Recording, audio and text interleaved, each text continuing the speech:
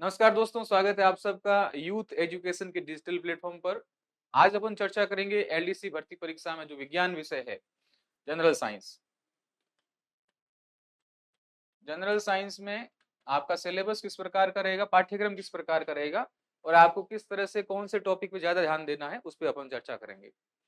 तो एलडीसी भर्ती परीक्षा में विज्ञान का जो सिलेबस है उसको आप देखो तो मोटे तौर से अपन इसको पार्ट्स में बांट दें, भागों में बांटे तो इस प्रकार से बांट सकते हैं। तो पहला पार्ट अपन बांटेंगे केमिस्ट्री में, रसायन विज्ञान में, और दूसरा फिजिक्स में यानी भौतिक विज्ञान में, तीसरा बायोलॉजी।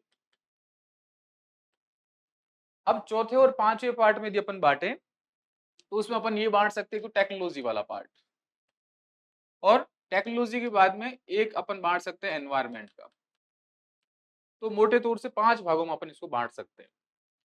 सिलेबस आपको बहुत बड़ा लग रहा होगा, सिलेबस बिल्कुल बड़ा नहीं है, क्योंकि इसको सिलेबस को बांटा गया है छोटे छोटे भागों में। जिस प्रकार से मैं बताऊंगा कि आपको जैसे कार्बन दे दिया तो कार्बन का पूरा टॉपिक शामिल होता है उसमें, लेकिन इन्होंने पूरा का पूरा पर्टिकुलर पॉइंट को दे दिया है कि इसमें आपको ये पढ़ना है। तो इससे अपन को सिलेबस बड़ा लग रहा है, लेकिन सिलेबस बड़ा नहीं है। लेकिन बहुत रोचक बात यह है कि इसमें आपके नंबर कटने के चांसेस बहुत कम होते हैं। और एक बार जनरल साइंस आपने ठीक ढंग से पढ़ ली तो बार बार पढ़ने की कोई आवश्यकता नहीं पड़ती।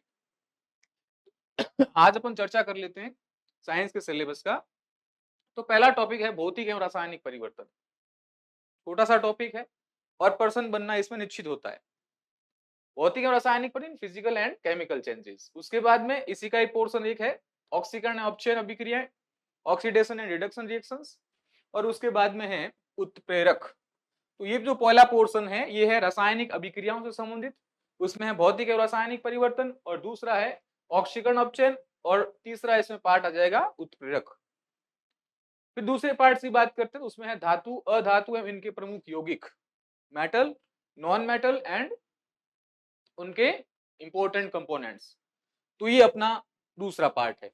फिर उसमें क्या है, अब दैनिक जीवन में प्रयुक्त कुछ महत्वपूर्ण यौगिक, इसमें सारे पार्ट्स आ जाएंगे, चूने से लगाकर सीमेंट से लगाकर जो भी अपन उपयोग ले रहे हैं, साबुन, अपमार्जक, सब नीचे पूरा पूरा कार्बन वाले में भी शामिल दे रखा है, साबुन, अपमार्जक। तो दैनिक जीवन में जो भी अपन यौगिक उपयोग ले रहे हैं, चाहे H2SO4 हो चाहे किसी प्रकार का हो, तो वो इसमें आ जाएगा।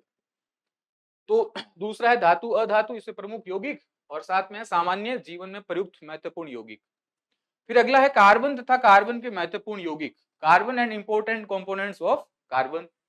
और फिर इसी का ही पार्ट देखो, हाइड्रोकार्बन, कार्बन के अपर रूप, क्लोरोफ्लोरोकार्बन या फ्रियोन, और साबुन एवं अपमार्जक।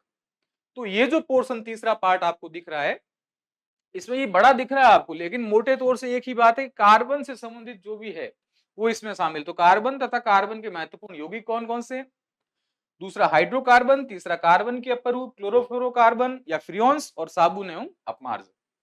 ये अपना अगला है। फिर आता है चौथा टॉपिक। अब यहां देखो, ये जो अपने चीजें देखी है ये तीनों कैसी है, केमिस्ट्री की, रसायन विज्ञान की, रसायन विज्ञान की। इसके अगला जो पोर्शन आएगा वो है प्रकाश का परावर्तन एवं इसके नियम। ये फिजिक्स का टॉपिक शुरू होगा यहां से। तो प्रकाश का परावर्तन एवं इसके नियम, यहां ध्यान से देखिएगा, अपने सिलेबस में जो लिखा है ना उससे संबंधित ही पढ़ना है अपन को। प्रकाश का जो चैप्टर है बहुत लंबा चौड़ा चैप्टर है, तो इसमें है केवल प्रकाश का परावर्तन है उसके नियम। तो परावर्तन है उसके नियम अपन इसमें और भी देखेंगे। तो परावर्तन पर आधारित जैसे दर्पण हो गया तो वो भी अपन को पढ़ना पड़ेगा, गोलीय दर्पण हो गए वो भी पढ़ने पड़ेंगे। प्रकाश का वर्ण विक्षेपण, लेंस के प्रकार, और दृष्टि दोष है उसका निवारण। देखो 4 टॉपिक ही है, लेकिन ये चैप्टर है जो प्रकाश का अपन पूरा करेंगे, इसको छोड़ेंगे नहीं।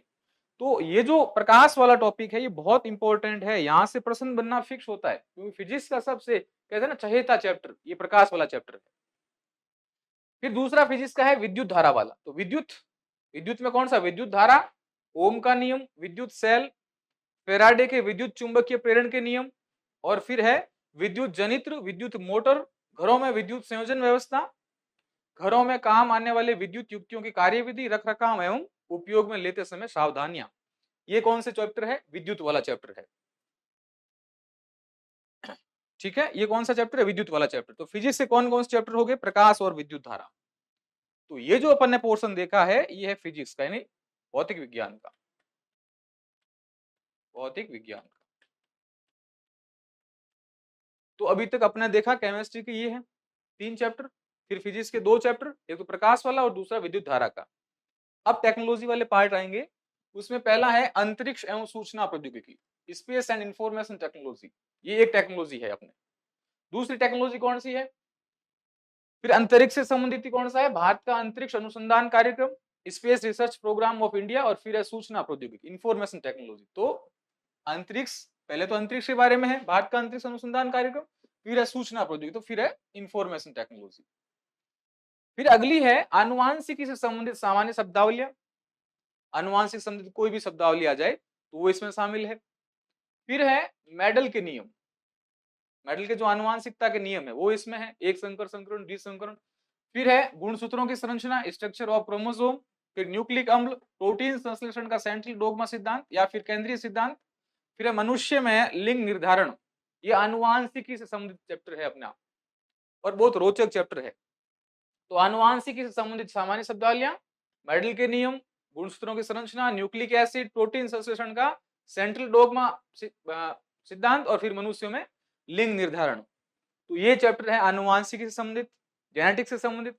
फिर एनवायरमेंट आएगी और एनवायरमेंट में क्या है? पर्यावरण अध्ययन, पारिस्थितिकी तंत्र की संरचना, पारिस्थितिकी तंत्र के जैविक घटक, पारिस्थितिकी तंत्र में ऊर्जा प्रवाह, जैव भू रासायनिक चक्र, जैव प्रौद्योगिकी, ये अलग से ध्यान रखना, ये टेक्नोलॉजी वाला पार्ट है। तो एनवायरमेंट कहां तक है? एनवायरमेंट है यहां पर, पर्यावरण अध्ययन, पारिस्थितिकी तंत्र की संरचना, पारिस्थितिकी तंत्र के जैविक घटक और पारिस्थितिकी तंत्र में ऊर्जा प्रवाह और जैव भू रासायनिक चक्र। उसके बाद फिर एक टेक्नोलॉजी का पार्ट आता है बायोटेक्नोलॉजी या जैव प्रौद्योगिकी, सामान्य जानकारी, जैव पेटेंट, नई पादप किस्मों का परिवर्धन और ट्रांसजेनिक जीन या पराजीनी जीव। ये किसका है? टेक्नोलॉजी वाला पार्ट। और उसमें कौन सी? बायोटेक्नोलॉजी वाला पार्ट। तो टेक्नोलॉजी कौन सी हुई? तो स्पेस टेक्नोलॉजी, दूसरा इंफॉर्मेशन टेक्नोलॉजी और तीसरी हो गई बायोटेक्नोलॉजी या जैव प्रौद्योगिकी। फिर अगला है जंतुओं का आर्थिक महत्व, इकोनॉमिक इंपोर्टेंस ऑफ एनिमल्स, और फिर पादपों का भी आर्थिक महत्व यानी इकोनॉमिक इंपोर्टेंस ऑफ प्लांट्स। तो ये है जंतु का आर्थिक महत्व, जिसमें अपन पढ़ेंगे जो ये जो मधुमक्खी हो गई है ना, कुक्कुट पालन हो गया, मत्स्य पालन हो गया। फिर पादपों का आर्थिक महत्व तो अपन दो अलग अलग पार्ट बांध के पढ़ेंगे कि भाई जड़ से कौन से, प्लांट जो तने से कौन से, तो ये सारे इसमें आ जाएंगे, पादपों का आर्थिक महत्व। फिर लास्ट में 10th होता है रक्त समूह, ये जो ब्लड वाला चैप्टर है वो अब इसमें शामिल पूरा। तो रक्त समूह, रक्ताधान, ब्लड ट्रांसफ्यूजन, आरएच कारक, रोगाणु, मानव स्वास्थ्य। अब यहां से रोग वाला चैप्टर आ गया, देखो यहां तक तो ब्लड वाला चैप्टर है, रक्त समूह, रक्ताधान, आरएच कारक, यहां तक तो ब्लड वाला चैप्टर। और उसके बाद में कौन सा? रोगाणु एवं मानव स्वास्थ्य, कुपोषण एवं मानव स्वास्थ्य, मानव रोग कारण एवं निवारण। तो इसमें विटामिन भी आ जाएंगे, मानव रोग भी आ जाएंगे, और स्वास्थ्य संबंधित जो भी अपन ने जैसे दैनिक दिनचर्या से संबंधित कोई रोग हो, मोटापा हो, चाहे मधुमेह हो, तो वो सब इसमें शामिल हो जाएंगे। ये अपना सिलेबस किसका है? पूरा का पूरा एलडीसी का सिलेबस है साइंस का। इसको वापस से देखो एक बार। आपको ये पूरा भारी लग रहा होगा, भारी बिल्कुल नहीं है। भारी बिल्कुल इसलिए नहीं है क्योंकि ये आपको लंबा पूरा खींचा हुआ लग रहा है, पर ये है नहीं। टॉपिक आप देखिए, एक टॉपिक तो ये हो गया साहब, यानी अपन इसको इसमें शामिल करेंगे। जैसे देखिए भौतिक एवं रासायनिक परिवर्तन और ऑक्सीकरण अपचयन अभिक्रिया, तो एक टॉपिक में हो जाएगी, है ना। फिर दूसरा है उत्प्रेरक, ये एक टॉपिक में हो जाएगा। फिर अगला है कार्बन, ये पूरा का पूरा चैप्टर यहां तक, बहुलक तक, ये एक चैप्टर में हो जाएगा। फिर अगला है साबुन एवं अपमार्जक और बहुलक, फिर ये दोनों एक साथ हो जाएंगे। तो अभी तक केमिस्ट्री में तो 3 भाग ही हैं, और 3 भाग में भी कितने चैप्टर है? 3 चैप्टर है। फिर फिजिक्स के अंदर एक चैप्टर ये, दूसरा चैप्टर ये, यानी जितना बड़ा सिलेबस लग रहा है उसमें कोई ऐसा नहीं है। और विज्ञान में ऐसा है कि एक बार आपने ढंग से इसको देख लिया, प्रश्न फिक्स होते हैं, निश्चित होते हैं। क्योंकि एक टॉपिक में से जितना जो प्रश्न बनने होते हैं वो फैक्चुअल आप याद कर लो या समझ लो, फिर आपके बिल्कुल जो प्रश्न गलत होने का चांसेस है वो बहुत कम हो जाता है। उसके बाद में यहां देख लो टेक्नोलॉजी, पहली टेक्नोलॉजी ये अंतरिक्ष, और अंतरिक्ष को अलग ले लो, सूचना को अलग ले लो, तो दूसरी ये होगी और तीसरी होगी बायोटेक्नोलॉजी। तो टेक्नोलॉजी वाले 3 पार्ट कौन कौन से? एक तो अंतरिक्ष प्रौद्योगिकी, दूसरा सूचना प्रौद्योगिकी और तीसरा जैव प्रौद्योगिकी। फिर आ जाओ सीधा आनुवांशिक वाला एक चैप्टर और एनवायरमेंट का एक चैप्टर, और फिर जो लास्ट बचता है बायोलॉजी का ही भाग है, रक्त समूह वाला, मानव रोग वाला, विटामिन हो गए, तो ये रोग वाला चैप्टर हो गया। ये जंतुओं का आर्थिक महत्व हुआ, पादपों का आर्थिक महत्व हो गया, ये अपने लगभग सबने लगभग पढ़ा ही पढ़ा है, कहीं ना कहीं तो जरूर पढ़ा है। तो ये चैप्टर जो सिलेबस आपको लग रहे हैं ना, ये बिल्कुल बहुत बहुत कम समय में होने वाला सिलेबस है, पर यकीन मानिए आप इसमें अच्छे से ढंग से यदि पढ़ोगे ना, तो प्रश्न गलत नहीं होंगे इसमें आपके। और आपको जो सिलेबस लंबा लग रहा है, बिल्कुल नहीं है, बिल्कुल छोटा सा सिलेबस है, इसको बहुत अपन ढंग से करेंगे।